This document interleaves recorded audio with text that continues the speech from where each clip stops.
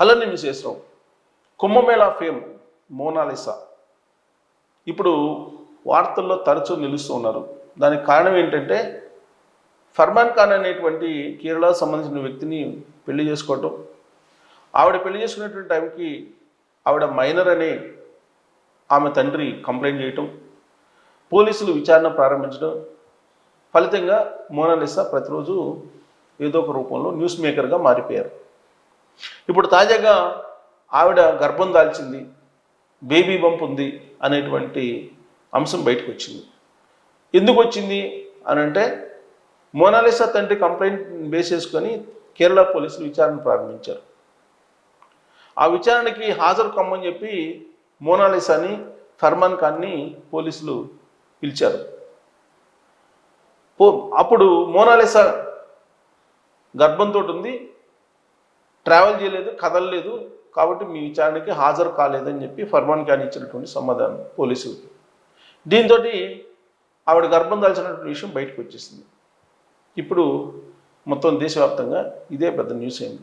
కారణం ఏంటంటే మోనాలిసా కుంభమేళాలో ఒక పూసలు అమ్ముకుంటున్నటువంటి మామూలు యువతి. ఎవరో అక్కడికి వచ్చినటువంటి భక్తుడు వీడియో తీసి ఆ వీడియోని ఇన్స్టాలో పెట్టాడు, సోషల్ మీడియాలో పోస్ట్ చేశాడు.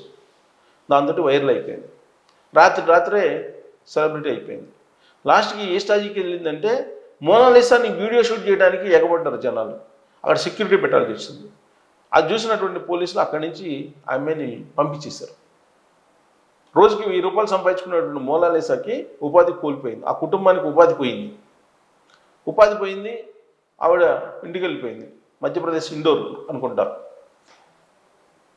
అక్కడికి వెళ్ళిపోయిన తర్వాత ఆవిడకి సినిమా అవకాశాలు వచ్చేసినాయి. ఇవన్నీ చూసిన తర్వాత ఆ సినిమా అవకాశాలు, సినిమాల్లో రీల్స్ చేస్తూ, కొంత సినిమాలు చేస్తూ, రీల్స్ చేస్తూ, రకరకాలుగా సోషల్ మీడియాలో ఒక నటిగా పేరు వచ్చేసింది. నటిగా ఆవిడ సినిమాలు వస్తాయనుకున్నారు, అయితే ఒక సినిమా కూడా రాలేదు.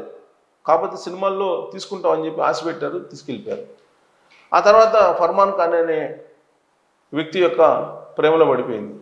వాళ్ళిద్దరు కలిసి పెళ్లి చేసుకున్నారు, తల్లిదండ్రులు ఒప్పుకోకపోయినప్పటికీ కూడా. ఆ పెళ్ళి లవ్ జిహాద్ అని చెప్పి మరో న్యూస్ వచ్చింది. లవ్ జిహాద్లో భాగంగానే ఇదంతా జరిగింది. తల్లిదండ్రులు వచ్చి ఆవిడ మైనరు, ఆవిడ పెళ్ళి అయినటికి ఆవిడకి మైనర్గా ఉంది కాబట్టి పోక్సో చట్టం కింద అతని మీద, ఫర్మాన్ ఖాన్ మీద కేసు పెట్టండి అని చెప్పి చెప్పారు. దాంతో పోక్సో చట్టం కింద కేసు పెట్టారు పోలీసులు. ఇప్పుడు ఆవిడ మైనర్ అయితే కనుక నిజంగానే విచారణలో తేలితే పెళ్ళి అయినట్టుకి ఇప్పుడు గర్భం కూడా దాల్సింది కాబట్టి పోక్సో చట్టం కింద శిక్ష కంటే కూడా మరింత శిక్ష ఫర్మాన్ ఖాన్కి పడేటువంటి అవకాశం ఉంది.